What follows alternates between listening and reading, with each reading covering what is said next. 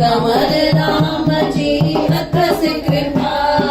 बाबल जे मुख में ॾिठम मरिया कमर राम जी अथस कृपा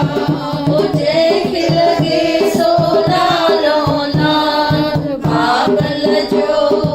आहे कमाल जंहिंखे लॻे सो नालो नाथ बाबल जो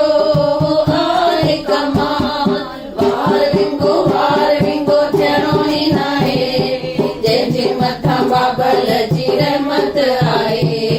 वार विंगो थियणो ई नाहे जंहिंजे मथां बाबल जी रहमत आहे वार विंगो थियणो ई नाहे जंहिंजे मथां बाबल जी रहमत आहे बोल गोदरी भरे राजा रोटी खाराईंदे जय जीअं हाणे कथाउनि में चयोसीं भई हिकु हिकु कर्म जो हिसाब थियण वारो आहे जॾहिं पराई गिला पचर करूं था भले इहा ॻाल्हि कौड़ी आहे लेकिन सच आहे किथे न किथे सॼे ॾींहं में इहा ग़लती असां खां थिए थी सभिनी खां त उनजो बि असांखे हिसाब ॾियणो पवंदो आहे थॉट जो बि वीचार जो बि असांखे हिसाब ॾियणो पवंदो आहे द्रौपदी वटि हिकु हूंदो हो अक्षय पात्र घणाई ब्राह्मण पकड़े करे वठी ईंदा पांडव भई असां ब्राह्मणनि खे खाधो खाराईंदासीं त असांजा किना कर्म जल्दी कटिजी वेंदा असांजा दुख घटिजी वेंदा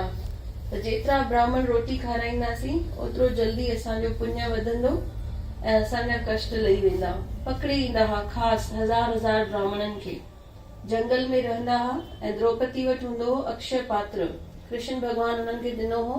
इन मां जेतिरो खपेव खाधो निकिरंदो पर जीअं द्रौपदी खाईंदी लास्ट में खाधो निकिरण बंदि थी वेंदो